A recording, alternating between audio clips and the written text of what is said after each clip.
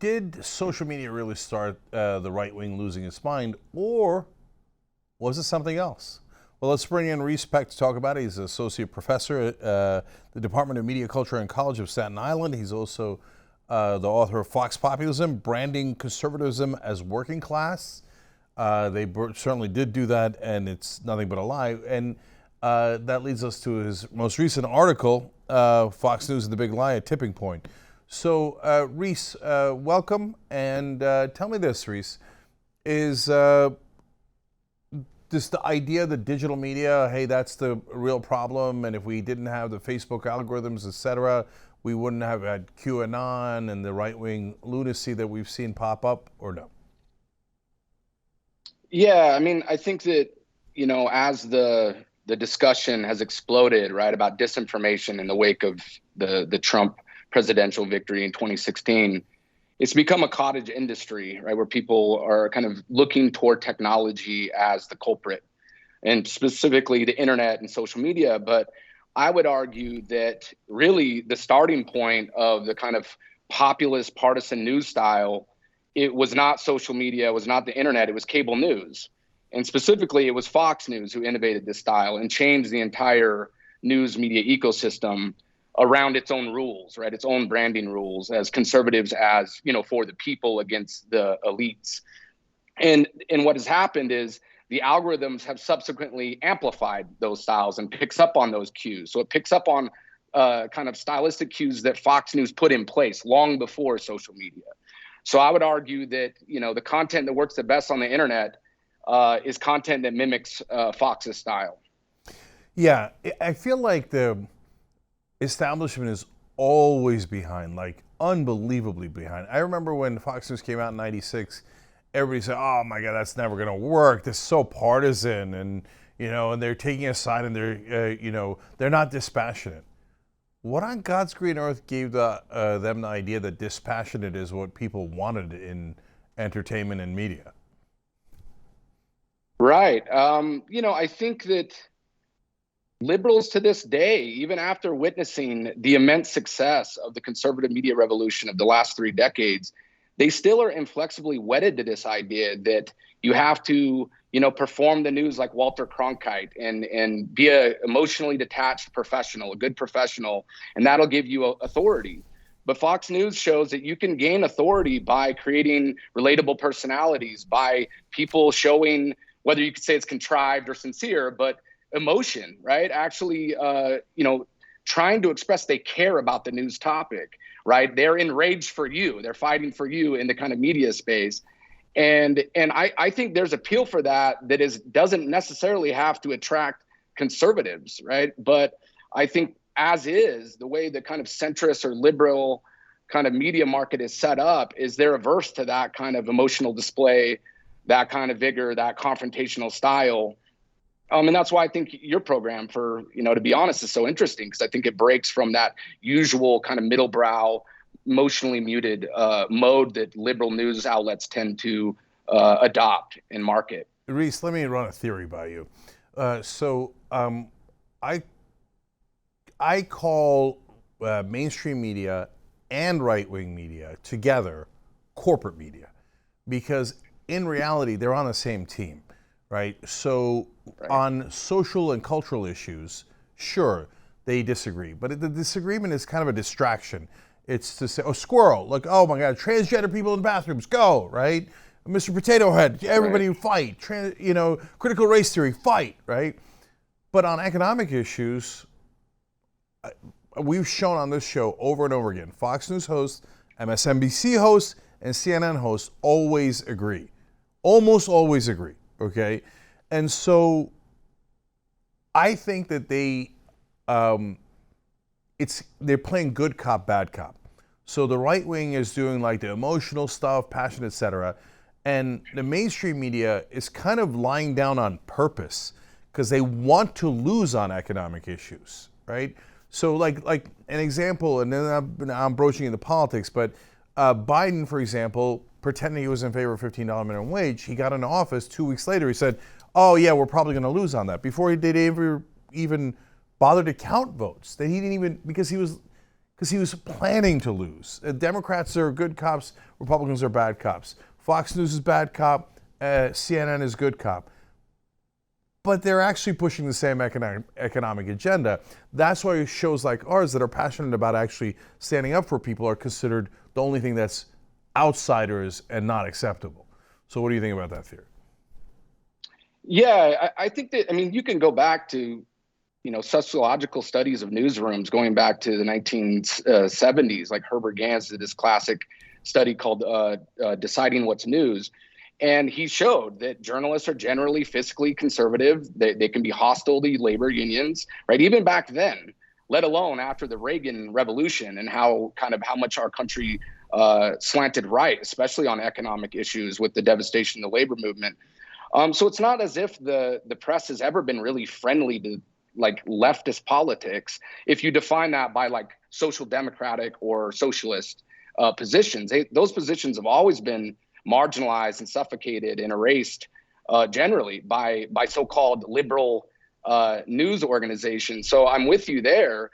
And honestly, it's hard if you're critical of capitalism and you're a media player that has to exist within a commercial system. You're kind of on an uphill battle. I don't think it's impossible, by the way. I think too often, I think leftist media activists assume that you can't be popular in the commercial space by making certain anti-corporate critiques.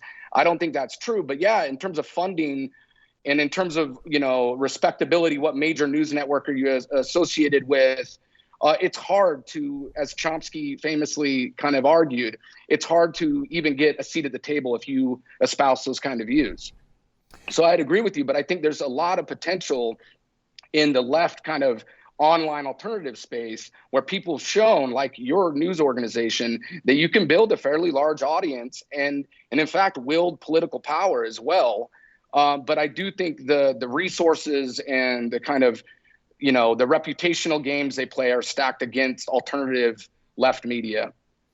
100%, because capital goes towards other capital, right? So, for example, Fox News started in '96. Actually, TYT started in 2002. So Fox News is only 6 years older than us. But what was the difference between us two? It wasn't who's more popular and has more interesting ideas. We, with almost no resources, we compete. We're one of the very, very few media organizations that compete with Fox News online in terms of video views. So we're both at the top. We're both very popular. But the difference is Murdoch invested $450 million in the Fox News before it ever turned a profit. And the left wing, the actual left wing, not the Democratic Party. The Democratic Party, in my opinion, and the mainstream media are fake left. That's the good cop, bad cop game that they're playing. Meanwhile, they both have the same corporate agenda. But if you're in the left, it's not easy to come by $450 million. And that's how this game is played. Yeah, no, I mean, arguably he spent more than that. I mean, some people quoted it 600 million or $500 million. And just like that, CNN also. I mean, anytime you try to launch a cable television network, it's extremely expensive. CNN bled money for 6 years. Guess how long Fox News bled money? 6 years. So they were in the red for 6 years. That's how much upfront capital you have to even make it on the cable dial, right? So I agree with you 100%. But I do think sometimes left media strategists or left or entrepreneurs or media creators in the kind of left space focus so much on the resources and they don't think enough about how powerful just creating a style, a compelling style can be, and embracing kind of alternative news anchor styles. And so even, leftists, even lacking the resources, they still in some ways tie their hands by still performing this kind of middle brow, we're smarter than the right, snarky, style that I don't think helps them grow into something that could be a more financially feasible news operation. Yeah. So look, I believe in using jujitsu. So if we're in the capitalist game, then let's play the capitalist game and let's win it so that we can get our message out. But a true populist message. The reason CNN's never going to do that, they're never going to have passionate anchors who are fighting for you, is because they don't want to fight for you. They want to fight for their advertisers who bring them the money. And who are their advertisers? All giant corporations. And by the way, also corrupt politicians. So that's also how that game is played. But one more thing about that, Reece.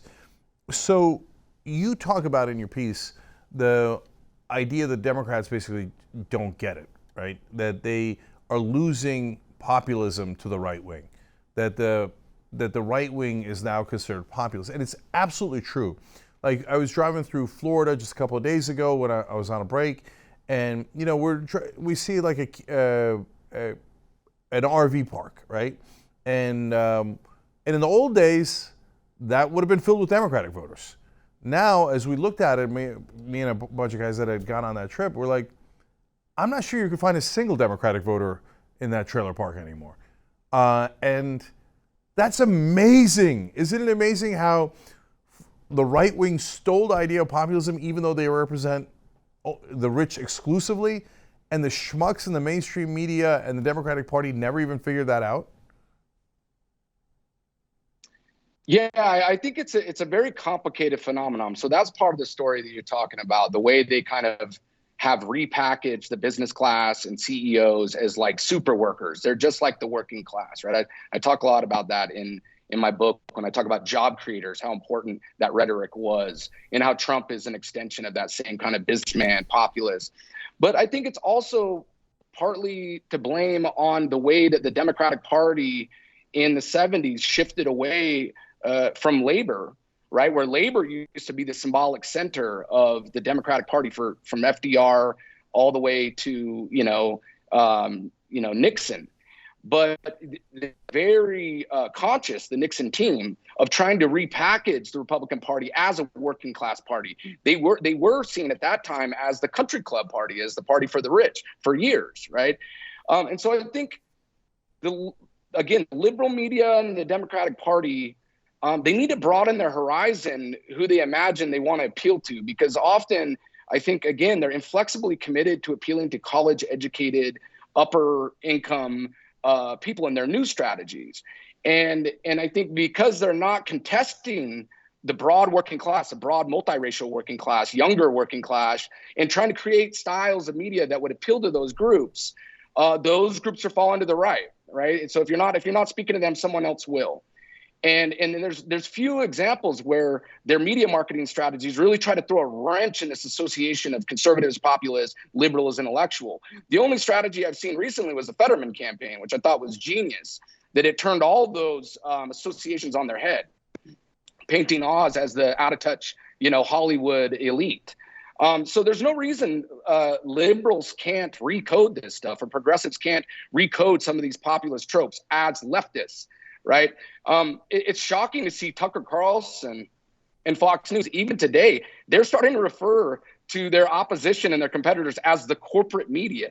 So even corporate Fox News, right, a giant corporation, is trying to say that if you're against corporate greed, like on Tucker Carlson, that's a conservative position. So never underestimate their ability to take something you would assume is obviously leftist, right, and recode it as conservative to their audience and even newer audiences. I mean, he's attracting young Democrats to his show, right, which should set alarm bells to Democratic strategists and media creators. So yeah, it's frustrating for me to see liberals fall for this game over and over again, where they accept the conservative imagination of America and its mapping of the media environment. And again, it's why I'm interested in looking at any left media organization that is not playing that game. Yeah. Well, I can tell you from personal experience that if and when we suggest that they should go progressive and populist, whether it's media or politics, the general reaction we get from Democratic Party, mainstream media, et cetera, is total shock. Like they think it's beneath them, and they think populism is a terrible thing, and it should be avoided at all costs. Well, if you're going to paint yourself as the elitist pricks, people are going to think you're elitist pricks. It's the world's worst politics. Fetterman proved it 100% wrong. Did they learn any lessons? Of course not, because they're literally paid not to learn those lessons. So, Reece, great points all around. And the book that he mentioned there is Fox Populism, Branding Conservatism as Working Class. Thanks for joining us. Appreciate it. Thanks for watching The Young Turks. Really appreciate it. Another way to show support is through YouTube memberships. You'll get to interact with us more. There's live chat emojis, badges. You've got emojis of me, Anna, John, JR. So those are super fun. But you also get playback of our exclusive member-only shows and specials right after they air. So all of that, all you gotta do is click that join button right underneath the video. Thank you.